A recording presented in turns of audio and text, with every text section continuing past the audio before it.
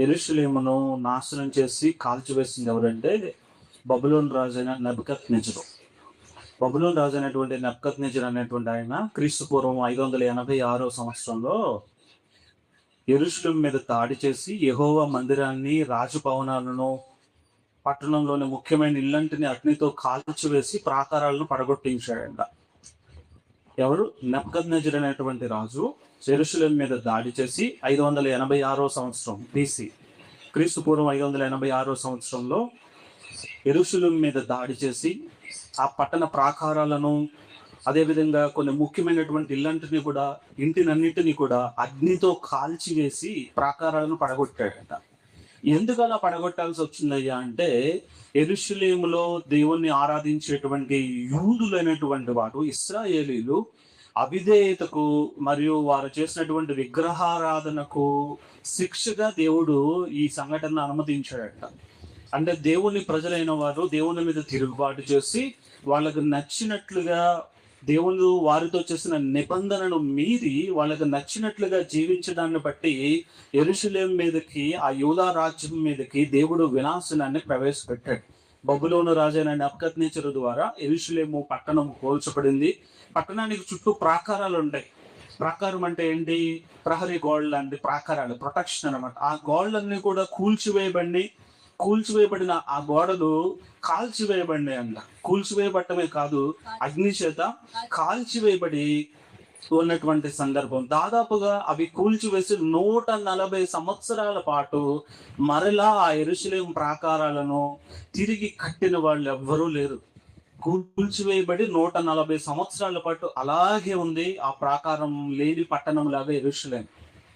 ఈ విషయాన్ని నెహమ్యా అనేటువంటి ఒక వ్యక్తి విన్నాడు. మీకు నెహమ్యా గ్రంథం మొదటి అధ్యాయంలో మీరు గమనించినట్లయితే ఆ విషయాలన్నీ కూడా ఇక్కడ స్పష్టంగా కనిపిస్తూ ఉంటాయి.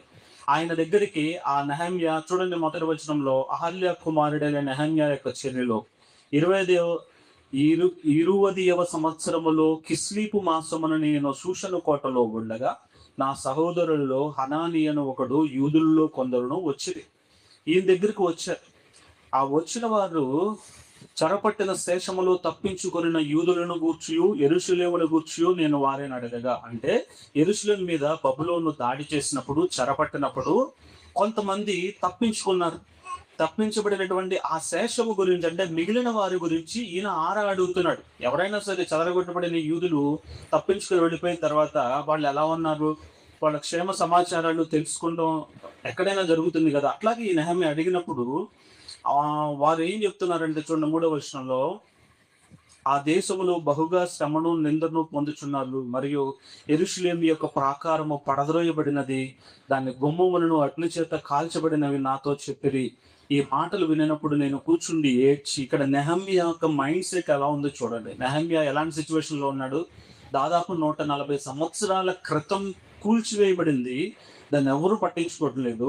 అక్కడ ఉన్న ప్రజలు, వారి జాతికి చెందినటువంటి ప్రజలు చాలా భయంకరమైనటువంటి అప్రెషన్లో, బాధలో ఉన్నారు, ఇబ్బందుల్లో ఉన్నారు, సమస్యల్లో ఉన్నారు. ఆ విషయం విన్న వెంటనే నాశనం చేసింది ఎవరు? నెబుకద్నెజరు. యెరూషలేము పట్టణాన్ని నాశనం చేసింది ఎవరు? నెబుకద్నెజరు. అయితే దేవుని సహాయంతో దాన్ని పునర్నిర్మించాలి అనేటువంటి ఆలోచన కలిగింది ఎవరికి? నెహమ్యాకి. నెహమ్యా ఒక్కడి వల్ల అవుతుందా? ఒక్కడి వల్ల ఆ ప్రాకారాలని, పట్టణాన్ని తిరిగి కట్టడం సాధ్యమవుతుందా? అది అసాధ్యమైన కార్యమే. మనుషుల దృష్టిలో అది అసాధ్యమైన కార్యమే. కానీ ఆ అసాధ్యమైన కార్యాన్ని కూడా విశ్వాసంతో తిరిగి కట్టాలి అనేటువంటి ఒక ఆలోచన నెహమ్యా కలిగి ఉన్నాడు. మనం కూడా చాలా సందర్భాల్లో ఇది మన వల్ల కాదు, ఎవరి వల్ల కాదు, దీన్ని చేయడం అసాధ్యం అని మనుషులందరూ అనుకుంటున్న కార్యాన్ని మనం నిజంగా దేవుని యందు విశ్వాసం ఉంచితే కోల్పోయిన దాన్ని, పోగొట్టుకున్న దాన్ని మరలా తిరిగి పొందొచ్చు. కోల్పోయిన దాన్ని మరలా తిరిగి నిర్మించవచ్చు. ఇప్పుడు చూద్దాం నెహమ్యా ఏ విధంగా ఆ పడగొట్టబడినటువంటి ఆ ప్రాకారాన్ని ఏ విధంగా తిరిగి నిర్మించాడు, ఏ విధంగా దాన్ని మరలా పునర్నిర్మించాడు. ఆయనలో ఉన్నటువంటి నాయకత్వపు లక్షణాలు ఏంటి, ఆయనలో ఉన్నటువంటి ఆ నిర్మాణకర్త ఏ విధంగా పనిచేశాడు, ఆయనలో ఉన్నటువంటి ప్రార్థనా పరుడు ఏ విధంగా పనిచేశాడో మనం చూద్దాం. ఈ రోజున ఏదైనా సరే పాడైపోయిన దాన్ని తిరిగి మరలా నిర్మించాలి అంటే, ఇక్కడ పాడైపోయిన పడగొట్టబడిన ఈ ప్రాకారాన్ని మరలా పునర్నిర్మించాలి అంటే నెహమ్యా చేసిన మొట్టమొదటి పని ఏంటంటే, చూడండి 4వ వచనం, మొదటి నెహమ్యా గ్రంథం మొదటి అధ్యాయము 4వ వచనంలో, ఈ మాటలు విన్నప్పుడు నేను కూర్చుండి ఏడ్చి కొన్ని దినములు దుఃఖముతో ఉపవాసం ఉండి ఆకాశమందుల దేవుని ఎదుట విజ్ఞాపన చేసేదని. హల్లెలూయా. చూడండి, ఏ పనైనా సరే మనం ప్రారంభించాలి అంటే, నెహమ్యా యొక్క ప్రాకారాన్ని తిరిగి కట్టాలంటే మొట్టమొదట ఆయన మనసులో ఆశ కలిగింది అది నిర్మించాలి అని. ఆ ఆశ కలిగినప్పుడు వెంటనే ఆయన ఏం చేశాడని, వెంటనే కూర్చుండి ఏడ్చి దుఃఖముతో ఉపవాసం ఉండి దేవుని సన్నిధిలో ఏం చేశాడంట, విజ్ఞాపన చేశాడంట, ఉపవాస ప్రార్థన చేశాడంట. నెహమ్యా ఎలాంటి పనైనా ప్రారంభించేటప్పుడు ప్రార్థనతో ప్రారంభించాడు. ఆ ప్రాకారాలు తిరిగి కట్టబడాలంటే దేవుని సహాయంతోనే అది సాధ్యమవుతుందనేటువంటి విషయాన్ని ఆయన గ్రహించాడు. అసలు ఇంతకీ నెహమ్యా ఎవరు, ఎక్కడున్నాడు? నెహమ్యా ఏ ప్రదేశంలో ఉన్నాడు? అసలు ఆయన ఏం చేస్తా ఉన్నాడు? ఆయన వృత్తి ఏంటి? పడిపోయిన ప్రాకారాన్ని తిరిగి కట్టాలంటే మంచి అధికారం కావాలి, శక్తి ఉండాలి. వీళ్ళ దగ్గర ఆ సామర్థ్యం ఉందా అని మనం ఆలోచన చేస్తే, ఈ నెహమ్యా అనేటువంటి ఆయన ఒక రాజు దగ్గర కప్ బేరర్ అనమాట. అంటే ద్రాక్ష రసాన్ని అందించేవాడు. రాజులకి ఆ రోజుల్లో ద్రాక్ష రసాన్ని అందించడానికి పానదాయకుడు అని సపరేట్ గా ఉండేవాడు. కప్ బేరర్ అంటారు. కప్పులో ద్రాక్ష రసాన్ని తీసి ఆ రాజుకి అందించేటువంటి వాడు. కానీ దేవుని యొక్క గొప్ప కార్యాన్ని చెయ్యాలనేటువంటి ఒక ఆశ ఈయన హృదయంలో ఉంది.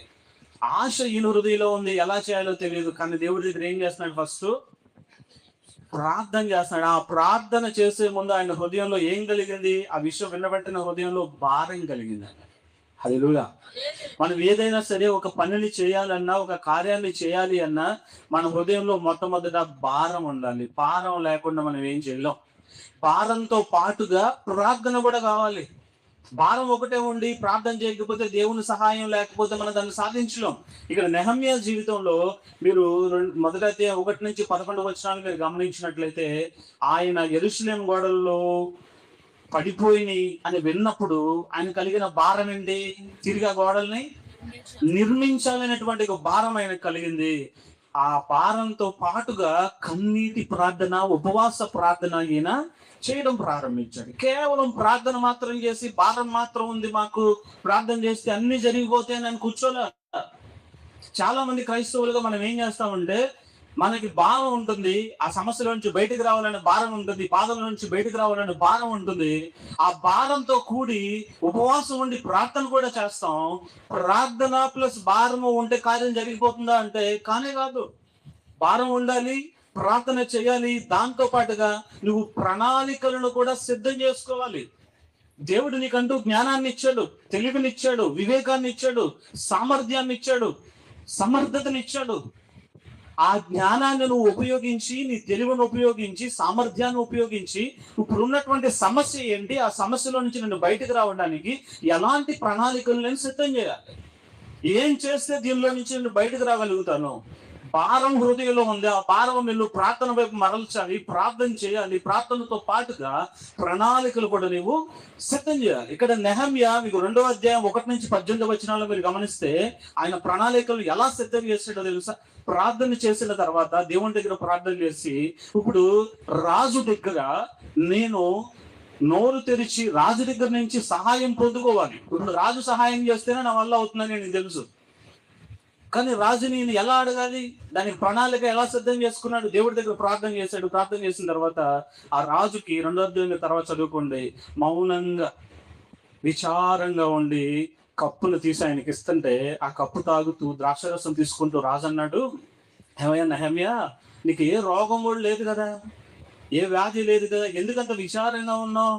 ఇంతవరకు ఎప్పుడు నువ్వు ఇంత విచారంగా ఉండడం నేను గమనించలేదు అంటే, అప్పుడు వెంటనే ఆ విషయం తెలిసిన వెంటనే చూడండి ఆయన ఎలా రెస్పాండ్ అవుతున్నాడు. 2వ అధ్యాయము 4వ వచనాన్ని ఒకసారి చూస్తే, రాజు ఏమి కావలసి 2వ వచనం చూడండి ఒకసారి.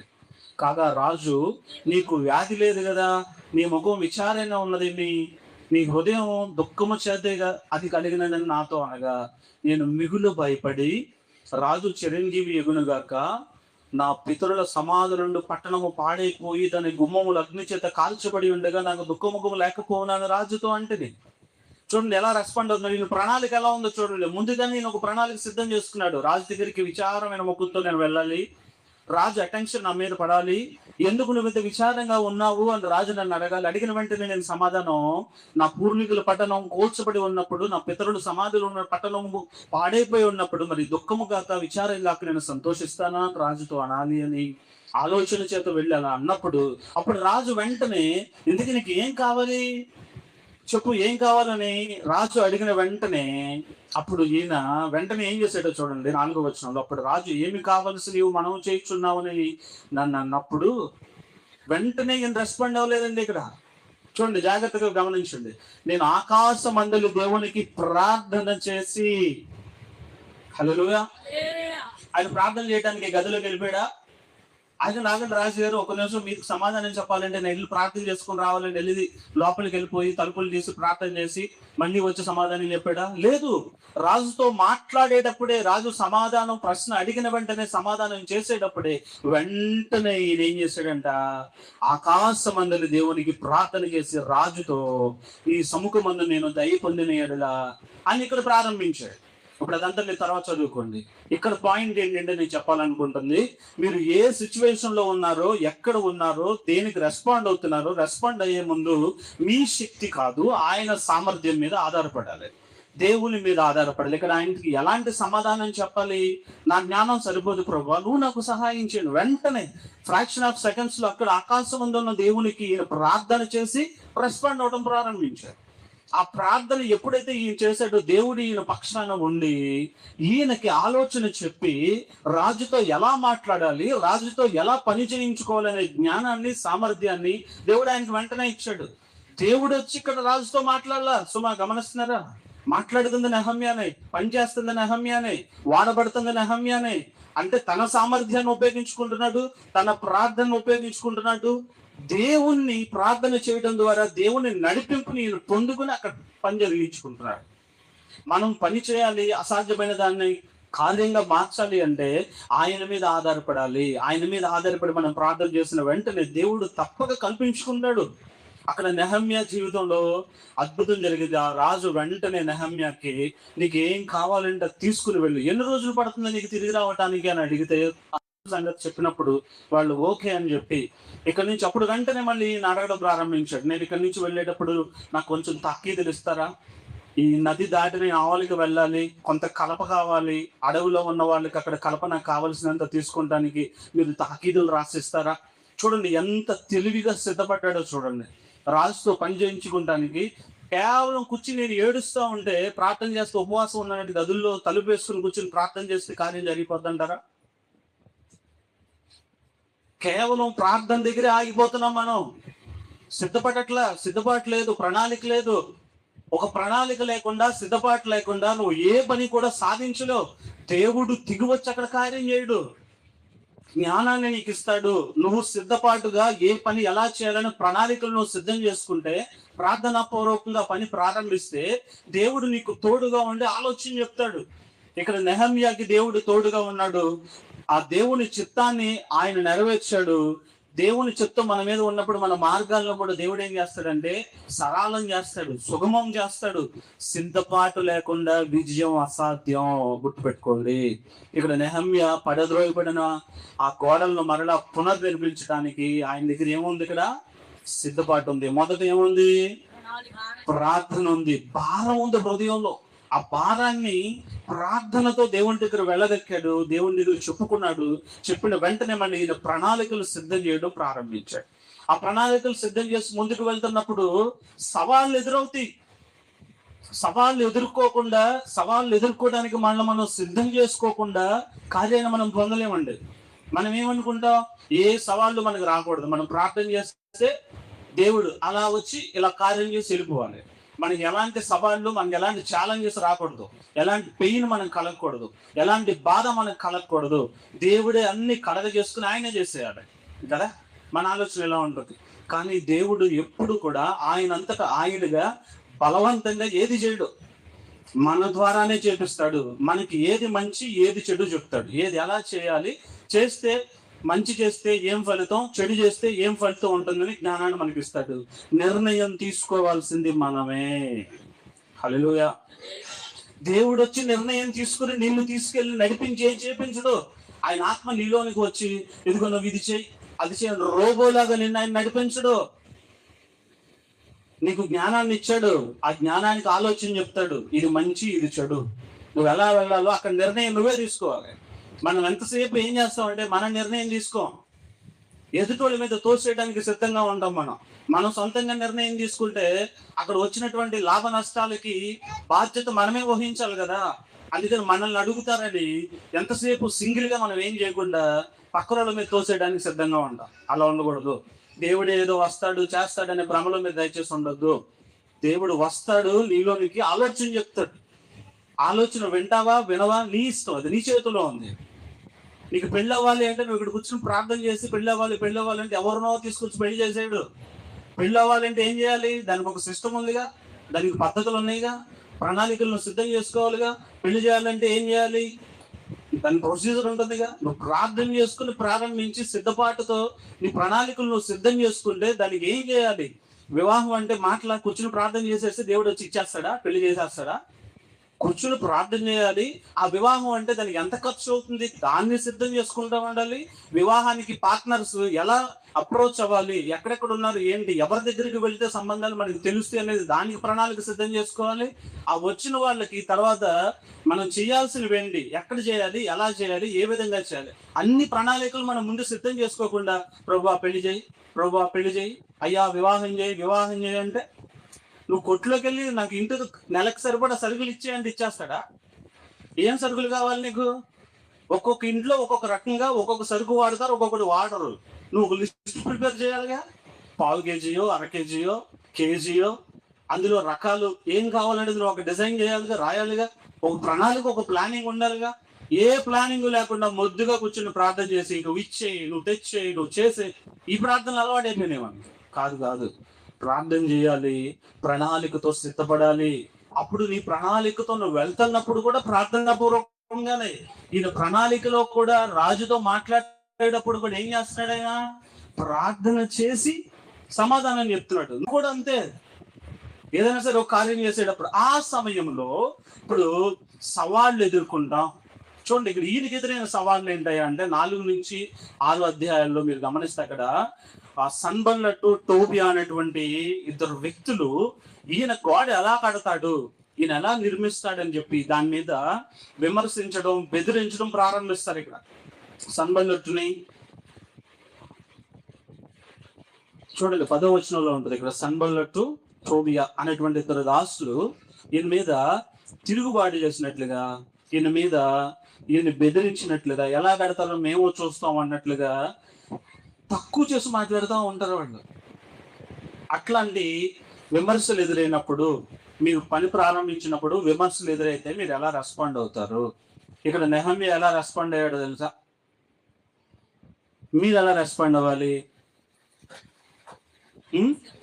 మంచి పనులు చేసేటప్పుడు విమర్శలు రావడం సహజం అండి. ఈయనకి ఎలాంటి విమర్శలు వచ్చేవి తెలుసా? నెహమ్యాకి విమర్శలే కాదు, ఆ సన్బల్లటు టోబియా అనేటువంటి వాళ్ళు వీళ్ళు గోడ కడుతున్నారని తెలిసి ఆ గోడ ఆపడానికి యుద్ధానికి కూడా వచ్చారు. మీరు ఇక్కడ గమనించండి, ఇంకా టైం తక్కువ ఉంది కాబట్టి నేను బ్రీఫ్గా చెప్తున్నాను. నెహమ్యా అనేటువంటి ఆయన ప్రణాళికలు ఎలా సిద్ధం చేసుకున్నాడంటే, అక్కడి నుంచి బయలుదేరాడు, తాకీదులు తీసుకున్నాడు, కావాల్సిన కల్పంతా తీసుకున్నాడు, యెరూషలేములోకి వెళ్ళాడు. 3 రోజులు అక్కడ ఉన్నాడు. 3 రోజులు అక్కడ ఉండి రాత్రి వేళ తను ఉన్నటువంటి వాహనాన్ని వేసుకుని, ఆ రోజుల్లో జంతువుల మీదే కదా, మరి గాడిదో ఏదో తెలియదు, ఒంటో గాడిదో, దాని మీద కూర్చుని వాహనాన్ని వేసుకుని రాత్రి వేళ సమయంలో వెళ్ళి పరిశీలన చేశాడు.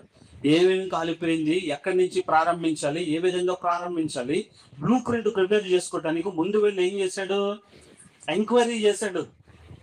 మీరు ఏదైనా ఒక పని చేసేటప్పుడు ఆ పని చేయాలంటే అది ప్రారంభించడానికి ముందు గ్రౌండ్ వర్క్ చేయాలి. మీరు ఒక వ్యాపారం చేయాలన్నా కూడా వ్యాపారానికి సంబంధించి గ్రౌండ్ వర్క్ చేయాలి. మరి అట్లాంటిది వివాహమే చేయాలంటే ఎంత గ్రౌండ్ వర్క్ చేయాలి? మీరు కుటుంబాన్ని కట్టాలంటే ఎంత గ్రౌండ్ వర్క్ చేయాలి మీరు కదా. ఇక్కడ ఈయన వెళ్ళాడు, రాత్రంతా అక్కడ 3 రాత్రులు అక్కడ వెళ్ళాడు, సైలెంట్ గా కావాల్సిన అన్ని చూశాడు, ఎవరికి చెప్పలేదు. మళ్ళీ ఈయన ఒంటరిగా వెళ్ళాడు, అన్ని చెక్ చేసుకున్నాడు, సెట్ చేసుకున్నాడు. తర్వాత వచ్చి ఇక్కడ పని ప్రారంభించాలంటే నా ఒక్కడి వల్ల అవ్వదు, నేను ఒక్కడిని కట్టలేను అని చెప్పి అక్కడ ఉన్న వాళ్ళు అనేటువంటి యూదులందరికీ కూడా ఆలోచన పుట్టించి, ఇది మన దేవాలయం, మన దేవుని దేవాలయపు ప్రకారం మనం కట్టాలి అని చెప్పి వాళ్ళందరినీ ఐక్యపరిచి ఒక్కొక్కళ్ళతో ఆయన ఇక్కడ పని చేయించడం ప్రారంభించాడు. అందరూ కలిసి కట్టాలి. యూనిటీ, ఐక్యత, వాళ్ళలోనికి ఐక్యతను తీసుకొచ్చాడు. ఇక్కడ ఆయన లీడర్షిప్ క్వాలిటీస్ మనకు కనిపిస్తాయి. మొదట ఆయన ప్రార్థనా పరుడిగా కనిపించాడు. తర్వాత ఆయన ప్రణాళికలు ఎలా సిద్ధం చేశాడో కనిపించాడు. మూడవది, ఒక నాయకుడిగా ఒక మనిషిని ఎలా సిద్ధం చేశాడు, పనిచేయడానికి ఎలా సిద్ధం చేశాడు నాయకుడిగా అనేది మనకి ఇక్కడ కనిపిస్తుంది. నాయకత్వం అంటే ఒక్కడే పనిచేయడం కాదు కదా, ఆయన చేస్తూ చేపించాలి. ఎవరు ఏది చేస్తారనేది అర్థం చేసుకుని అది చేయించడానికి ఆయన కష్టపడాలి, ప్రారంభించాలి. ఇట్లా ఒక్కొక్కళ్ళు ఒక్కొక్క భాగాన్ని మీరు గమనించండి. 2వ అధ్యాయం 3వ అధ్యాయం కూడా మీరు చూస్తే అక్కడ ఎంతమంది కలిసి కట్టారనుకుంటున్నారు ఆ ప్రాకారాల్ని.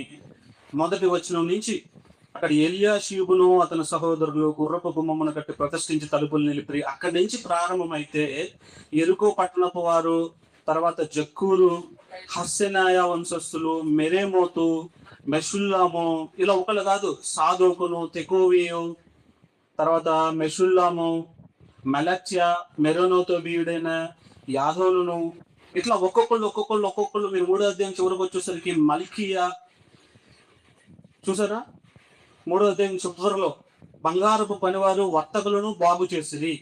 ఒక్కళ్ళు కాదు, ఒక్కొక్కళ్ళు పాటలుగా తలాగు చేసినట్లుగా ఆ యొక్క గోడను నిర్మించడం జరిగింది. ఆ గోడను ఎప్పుడైతే కడుతున్నారని అర్థమయ్యిందో వీళ్ళకి, ఇందాక చెప్పాను చూడండి, ఎవరు వాళ్ళు ఇద్దరు, సన్బల్లట్టు, టోబి అనేటువంటి వాళ్ళు ఎగతాళి చేయడం ప్రారంభించిన వాళ్ళు ఏమన్నారంటే, వీళ్ళు బయలుదేరారండి కట్టడం, నక్కలు వచ్చి మీద దూకితే ఆ కట్టిన గోడ కూలిపోద్ది అని విమర్శించడం ప్రారంభించారు. ఆ విమర్శలు కూడా వీళ్ళు తలపకుండా పని అలాగే కొనసాగిస్తా ఉన్నారు. విమర్శలకు ప్రతి విమర్శ చేయకుండా పని చేసుకుంటూ వెళ్ళిపోవాలి. విమర్శలు ఎలా ఎదుర్కోవాలో తెలుసా? పనితో ఎదుర్కోవాలి, మాటలతో కాదు, మన చేతలతో ఎదుర్కోవాలి. నెహమ్యా చేసింది అదే.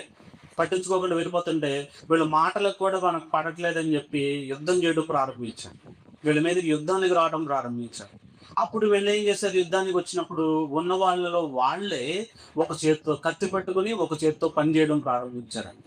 ఒక చేత్తో యుద్ధం చేయడం, ఒక చేత్తో పని చేయడం. నడుముకి కత్తి పట్టుకున్నారు. ఉన్న వాళ్ళు 2 భాగాలుగా విడగొట్టబడి, కొంతమంది ఏమో కాపలా కాస్తున్నట్లుగా ఉన్నారు, కొంతమంది పని చేయడం ప్రారంభించారు. అట్లా టీం వర్క్ అనేది చాలా ప్రాముఖ్యమండి. ఏం వర్క్? Team work. ఒక నాయకుడిగా నెహమ్యా ఆ విజయాన్ని చూడటానికి, యెరూషలేము గోడల్ని కట్టడానికి ఎంత కష్టపడ్డాడంటే, సమస్యలు ఎదురైనప్పుడు, ఇబ్బందులు ఎదురైనప్పుడు, వాళ్ళు అడ్డుకోవటానికి శతవిధాల ప్రయత్నం చేస్తున్నప్పుడు మధ్యలో ఏమవుతుంది? 100 మంది చేసే పని 50 మంది చేస్తే భారంగా ఉంటుందా ఉండదా? బరువులు ఎత్తే వాళ్ళు తగ్గిపోయారు. వాళ్ళు యుద్ధానికి వెళ్ళాలి, కాపలా కాయాలి. 100 మంది పని 50 మంది మీద పడింది. అయినా సరే భారం అనుకోకుండా వాళ్ళు కనీసం వస్త్రాలను ఉతుక్కోవడానికి మాత్రమే తీశారంట. అంత రెస్ట్లెస్ గా పని చేస్తూనే ఉన్నారు. ఏ విధంగా కట్టగలిగారు? భారం ఉంది హృదయంలో. నీ హృదయంలో భారం అంటే ఒక పని చేయాలి అని, ఆ భారం నిన్ను నడిపిస్తుంది. భారం నీ హృదయంలో లేకుండా నువ్వేం చేయలేవు. ఎవరైనా వెనకాల నుంచి పొడుస్తూ ఉంటే ఎంతసేపు చేస్తారండి? నెహమ్యాకి ఇక్కడ ఎవరైనా చెప్పారా నువ్వు వెళ్ళి యెరూషలేము గోడలు కట్టాలి అని? మరి మీ జీవితాల్లో అక్కడ ఆయనకైతే గోడ కట్టాలి అనేటువంటి ఒక టాస్క్ ఉంది. ఆ గోడలు కట్టడానికి ఆయన ముందుకు వెళ్ళాడు. మీ జీవితాలలో మీరు ఎలాంటి భారాలు కలిగి ఉంటున్నారు? ఎలాంటి భారం మీ హృదయంలో ఉంది?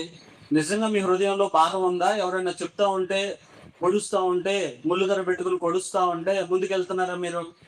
భారం ఉంది, సరే, భారానికి తగినట్లుగా ప్రార్థన చేస్తున్నారా? ప్రార్థన మాత్రం చేసి ప్రణాళికలు సిద్ధం చేయకుండా కూర్చుంటున్నారా? సంవత్సరాలు గడిచిపోతాయండి, పనులు జరగవు. మళ్ళీ పైకి వచ్చి దేవుడిని నిందిస్తాం మనం. దేవుడిని నమ్ముకుని ఎన్ని సంవత్సరాలు అయింది? దేవుడు ఏం చేశాడు నా జీవితంలో? దేవుడి దగ్గరకు వచ్చి ఆ పెళ్లి కూడా చేయలేకపోయాడు, ఇల్లు కట్టించలేకపోయాడు, ఉద్యోగం ఇవ్వలేకపోయాడు. దేవుడు అని వచ్చా భవిష్యత్తును మార్చలేకపోయాడు. దేవుడు దిగి వచ్చి ఆయన ఏం చేయడు? ఎలా చెయ్యాలో మీకు చెప్తాడు.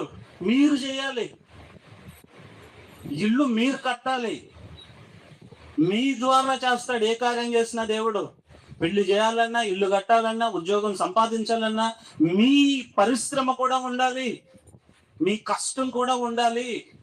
సోమరిపోతులకి దేవుడు కార్యాలు చెయ్యడు. సోమరిపోతులు అంటే దేవుడికి ఇష్టం లేదు. సోమరిపోతులు ఆయన ఎంకరేజ్ చేయడు. పని చేయకుండా మీరు ఆహారం కూడా తినడానికి వీలు లేదన్నాడు ఆయన. కూర్చుని గంటలు గంటలు గంటలు గంటలు ప్రార్థన చేస్తానని ఒక మూల కూర్చుని ఏ పని చేయకుండా అయ్యా అయ్యా అయ్యా అంటే ఆహారం తీసుకుని తింటా కూర్చుంటే ఆయన ఏమి ఎంకరేజ్ చేయడు. అవసరమైనప్పుడు ప్రార్థనలో ఉండాలి. పనులన్నీ పక్కన పెట్టి కొన్ని ప్రార్థనలు చేయాలి, బలాన్ని పొందుకోవాలంటే ప్రార్థనలో ఉండాలి. ఇక బుద్ధస్తమానం ప్రార్థనలోనే ఉంటాం కానీ ఏ పని చేయను దేవుడు వచ్చి చేసేస్తాడంటే అది వాక్యానుసారమైనది కాదు. ప్రార్థన ఉండాలి, నీ ప్రయత్నం ఉండాలి, దానికి ప్రణాళికలు కూడా ఉండాలి. ఇక్కడ నెహమ్యా బాధపడుతూ ఉపవాసం ఉండి ఇంట్లోనే కూర్చుని ప్రార్థన చేస్తా ఉంటే అక్కడికి ఎవరెళ్ళి కార్యం చేస్తావు, ఎవరెళ్ళి గోడలు కడతారు? అది గుర్తించాడు నెహమ్యా. ప్రార్థన చేశాడు, ప్రణాళిక సిద్ధం చేసుకున్నాడు, రాజు దగ్గరికి వెళ్ళి మాట్లాడాడు, రాజు దగ్గర నుంచి పొందుకోవాల్సిన పొందుకున్నాడు. అక్కడి నుంచి ఫీల్డ్లోకి వెళ్ళిపోయాడు, యుద్ధ రంగంలోకి వెళ్ళిపోయాడు, ఆ గోడలు కట్టడానికి వెళ్ళిపోయాడు. డైరెక్ట్ గా ఆయనే వెళ్ళాడు. చాలా మంది ఏంటంటే వీళ్ళు డైరెక్ట్ గా ఫీల్డ్ లోకి వెళ్ళరు. వీళ్ళు కూర్చుని ఫోన్లు చేస్తే వీళ్ళు చెప్తే వాళ్ళు చేయాలి పనులు. చాలా మంది ఎలా ఉంటారంటే చేయగలిగిన సామర్థ్యం ఉండి కూడా సామర్థ్యం లేక ఒక స్థాయి వచ్చాక సీనియారిటీ వచ్చిన తర్వాత మనుషులు పెట్టి చేయించుకునేది వేరు. ఒంట్లో శక్తి ఉంటది, సత్తు ఉంటది, బలం ఉంటది, చేయగలిగిన సామర్థ్యం ఉంటది, వాళ్ళంతా బద్ధకం ఉంటది. ఏం చేయాలి? ఎలా ఎదుగుతారు? బద్ధకం సోమర్తనం నీలో ఉందంటే నీ అభివృద్ధిని నువ్వే కాళ్ళనుకుంటున్నావు అంతే. దేవుడు సోమరిపోతులను ఎంకరేజ్ చేయడు. నువ్వు ఎవరికో పని అప్పు చెప్తావు, వాళ్ళ పని చేయాలంటావు, వాళ్ళ పని సక్రమంగా చేస్తారా? నీ పనిని నువ్వు చేయడానికే వెళ్ళకపోతే ఎవరికో నువ్వు అప్పు చెప్తే డబ్బుల కోసం చేసేవాడు 100% ఎఫర్ట్స్ పెడతాడా? పెట్టడుగా. భారం నీలో లేకపోతే డబ్బు తీసుకునేవాడికి వాళ్ళు ఎలా ఉంటుంది భారం? నీ పని మీద నీకుండాలి భారం. అసలు ఎలాంటి భారాలు కలిగి ఉన్నారు మీరు? సంవత్సరాలు వెళ్ళిపోతా ఉంటే ఏ పని అవ్వదు. కారణం ఏంటంటే ఇట్లాంటి చిన్న చిన్న విషయాలు. మీరు ఏమనుకుంటున్నారంటే దేవుడికి ప్రార్థన చేస్తే దేవుడే అదృశ్య రూపుడిగా దిగి వచ్చేసి ఆయనే అన్నిటిని చక్కబెట్టేసి వెళ్ళిపోతాడు. నువ్వు మాత్రం చక్కగా తిని ఎండ తగలకుండా ఏసీ వేసుకుని లేకపోతే ఫ్యాన్ వేసుకుని కూర్చుందిగా. అట్లా ఉండే దేవుడు ఎంత మాత్రం కూడా కార్యం చేయడు. ఇక్కడ నెహమ్యా ఆయన వెళ్ళాడంటే ఫీల్డ్లోకి, అక్కడికి వెళ్ళాడు, అక్కడ ప్రజలందరినీ ఐక్యపరిచాడు. అంత మాత్రమే కాదు, యూదుల మధ్యలో కూడా చాలా భేదాభిప్రాయాలు ఉన్నాయి. యూదులు ఒకళ్ళ దగ్గర నుంచి ఒకళ్ళు డబ్బులు తీసుకుని ఆ డబ్బులు తిరిగి ఇవ్వకపోతే వాళ్ళని వీళ్ళు బానిసలుగా చేసుకుని వాళ్ళ పొలాలను వీళ్ళు తీసుకుని ఆ పొలాలను వీళ్ళ దగ్గర పెట్టుకుని కొంత డబ్బు తీసుకున్నారని తిరిగి ఇవ్వట్లేదని వాళ్ళు చేసే మోసాలు కూడా గమనించాడు. యూదుల మధ్యలో ఈయన నాయకుడిగా ఉండి వాళ్ళందరినీ పిలిచి వాళ్ళన్నిటిని కూడా సరి చేశాడు. యూదుల మధ్యలో ఉన్నటువంటి ఎవరి పొలాలకు వాళ్ళు తిరిగి ఇప్పించేశాడు. ఈ వీళ్ళు డబ్బు తీసుకోకుండా పనిచేశారు. మీ తర్వాత నెహమ్యా గ్రంథం అంతా చదవండి. నెహమ్యా ఆయనతో పాటు ఉన్న ప్రజలు రూపాయి కూడా తీసుకోకుండా ఆశించకుండా పనిచేశారు. ఆయన చుట్టూ ఉన్న వాళ్ళందరికీ ఆహారాన్ని ఆయన సమకూర్చాడు. రోజు ఒక ఎద్దంట కొన్ని జంతువులను వధించి వాళ్ళందరికీ దాదాపు 150 మంది దాకా కూర్చుని భోజనం చేసేవాడు ఇంచుమించుగా. వాళ్ళందరికీ ఆహారాన్ని సిద్ధపరిచాడు. మనం రూపాయి ఖర్చు అవ్వకూడదు, పని అప్పగిస్తే వాళ్ళు పని చేసేయాలి. మండు ఎండగలో ఉన్నా కూడా వాడికి కనీసం ఒక డ్రింక్ కూడా పోపించాం మనం.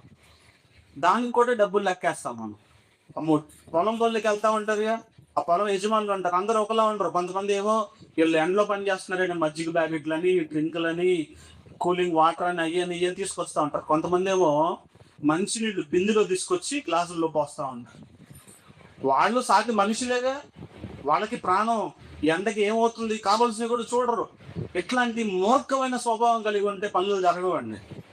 ప్రణాళికలు సిద్ధం చేయండి. మీరు కష్టపడటానికి ఒళ్ళు వంచండి. భారం మీలో ఉంటే ఆ భారాన్ని ప్రార్థనతో ప్రారంభించండి. ప్రణాళికలు సిద్ధం చేయండి. విజయాన్ని తప్పకుండా చూస్తారు. దేవుడు విడిచిపెట్టే దేవుడు కాదు.